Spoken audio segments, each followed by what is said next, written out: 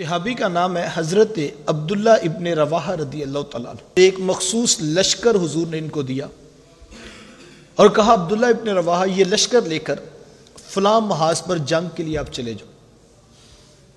हुजूर का हुक्म था। हज़रत अब्दुल्ला इब्न रवाहा रदी अल्लाह तआला अन्हु ने जल्दी से उस लश्कर को तैयार किया, उनके साजो सामान को देखा। अगला दिन जुमा का दिन था।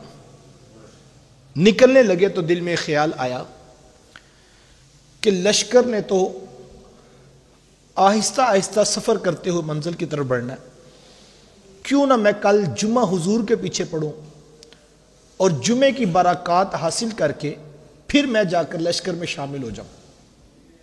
हुक्म रसूल के तहत लश्कर को रवाना किया और जुमे की तैयारी करके मस्जिद नबी में हुजूर के पास जुमा पढ़ने के लिए आ गए।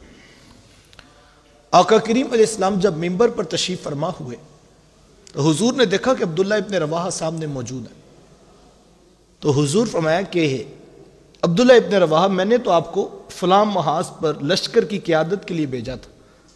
तो उन्होंने अर्ज़ की कि हुजूर, मैं आपके हुक्म की पूरी पैरवी की है और मैंने लश्कर को तैयार करके रवाना कर दिया और मैं सिर्फ जुमा की बरकत लेने के लिए कि आपके पीछे जुमा पढ़ूंगा, रस्ते में आएगा तो सफ़र में आएगा, तो अभी बस जुमा पढ़ के मैं फ़ौरन लश्कर में जाके शामिल हो जाऊंगा और अभी लश्कर महाज पे नहीं पहुंचा होगा कि अब्दुल्ला इब्न रवाहा उनमें शामिल हो जाएगा।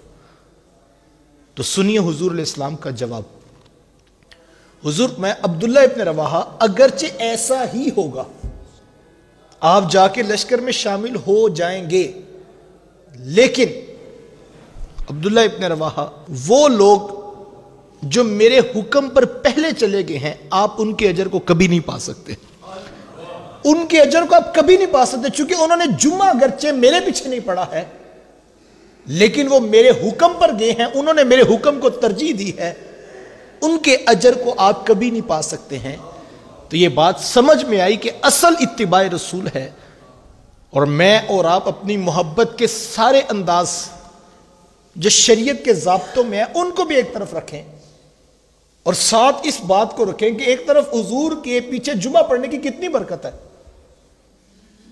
लेकिन हुजूर उनसे फरमा रहे हैं जो मेरे हुक्म पर पहले चले गए हैं, आप उनके अजर को नहीं पा सकते।